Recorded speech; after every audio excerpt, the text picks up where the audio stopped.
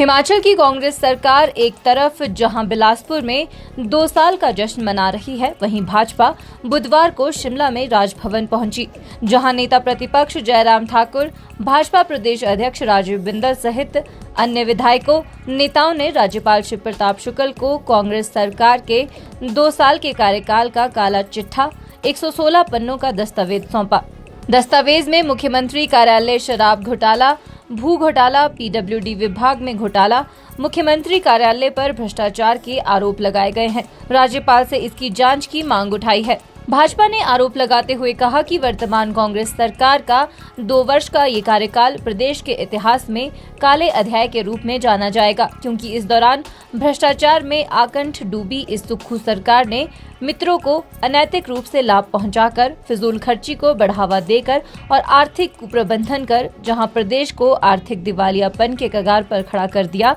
वही कानून व्यवस्था को ठेंगा दिखाते हुए खनन, ड्रग, शराब, कबाड़, वन व भू माफिया को संरक्षण दे प्रदेश में माफिया राज स्थापित कर दिया। भारतीय जनता पार्टी का एक प्रतिनिधि मंडल एक ज्ञापन के साथ श्रद्धेय महामहिम राज्यपाल महोदय को मिला। कांग्रेस सरकार के 2 साल के कार्यकाल का एक कच्चा चिट्ठा महामहिम को सौंपा गया और भारतीय जनता पार्टी का ये मानना है कि जश्न मनाने जैसा कोई काम कांग्रेस सरकार ने, श्री सुखविंदर सिंह सुक्खू सरकार ने 2 वर्षों में नहीं किया। जो ये जश्न मनाकर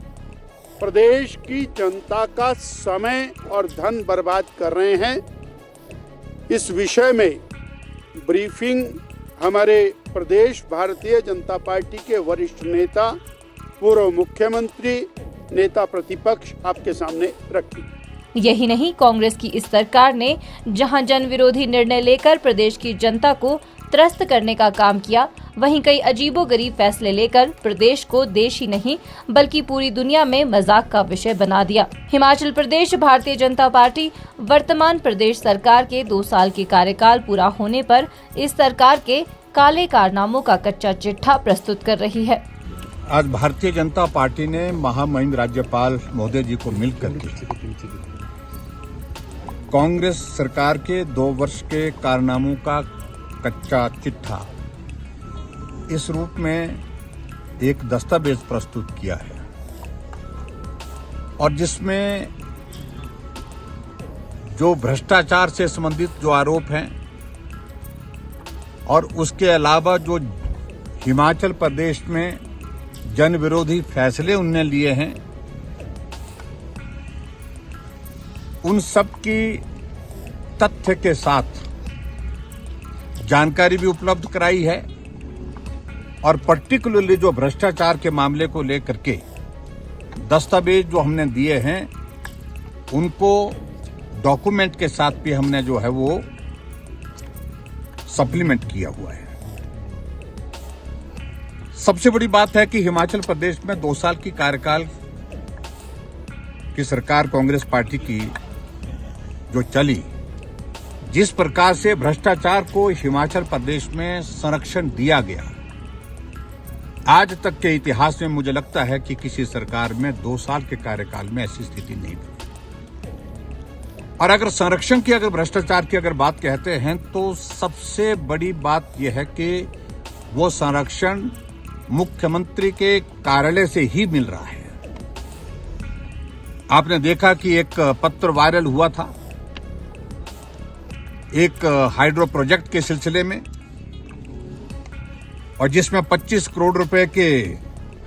घोटाले की बात जो है वो जाहिर की गई थी। और उन सारी बातों को जब लोगों के अलावा बाकी जो ऑफिशियल स्तर पर जो जानकारियां प्राप्त करने की जो कोशिशें हुई, और उसमें ये मालूम पड़ता है कि वो आरोप तथ्यहीन नहीं है, वो तथ्य पर हैं और उसके बावजूद भी हिमाचल प्रदेश सरकार ने उसमें कोई कार्रवाई नहीं की। HPPCL के माध्यम से जिस प्रकार से उस प्रोजेक्ट के खर्चे को लेकर के वहां उस कंपनी को लाभ पहुंचाने की कोशिश की गई, जहां उसको जुर्माना लगना चाहिए थे 162 करोड़ रुपए, और जुर्माना तो दूर की बात, तो उल्टा जो है वो 1765 दिनों की जो उसमें जो है वो काम करने के लिए उसकी अवधि बढ़ा दी गई। और हमारा यह आरोप है कि 150 करोड़ रुपए से बढ़ा करके 280 करोड़ रुपए में जो काम दिया गया वो एक बहुत बड़ा घोटाला अपने आप में है। बाकी सारी चीजें मुझे लगता है कि उसमें डिटेल्स में आपको लेक्चर में जो मिल जाएंगी, मुझे पूरा भरोसा आप सारी चीजों को लेकर के उसमें तथ्य पर जाएंगे।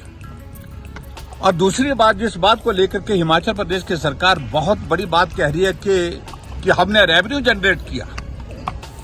और मैं कह सकता हूं कि जो शराब की जो पॉलिसी, लिकर पॉलिसी जो हिमाचल प्रदेश सरकार ने बनाई,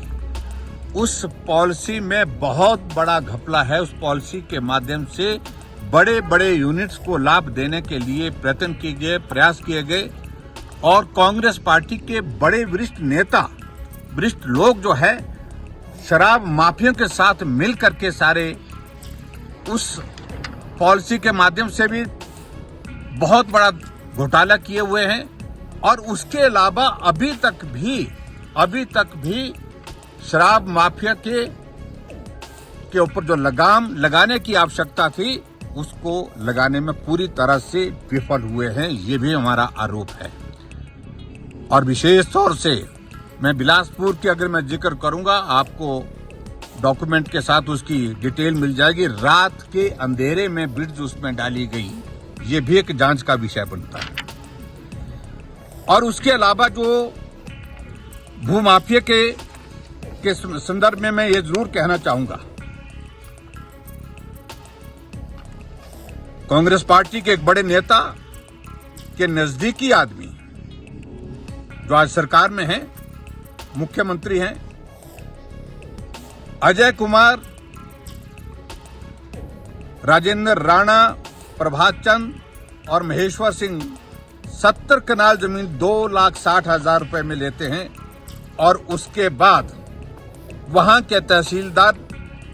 अनिल मनकोटिया, जो आज मुख्यमंत्री के OSD हैं, अर्थात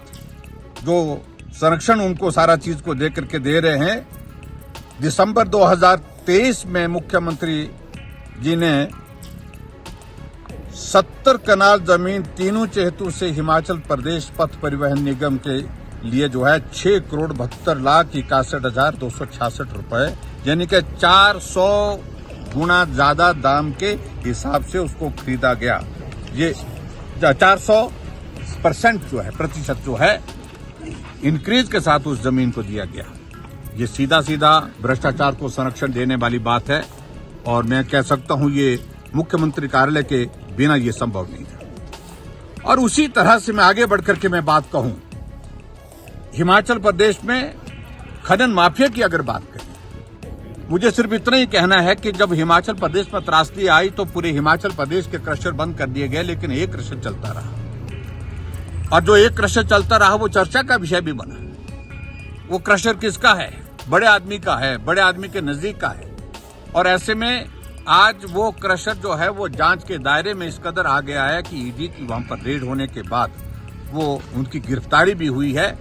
और ये भी जानना चाहता, पूरा हिमाचल जानना चाहता है कि आप जश्न तो मना रहे हैं 2 साल के कार्यकाल का, लेकिन भ्रष्टाचार करने वाले जो व्यक्ति हैं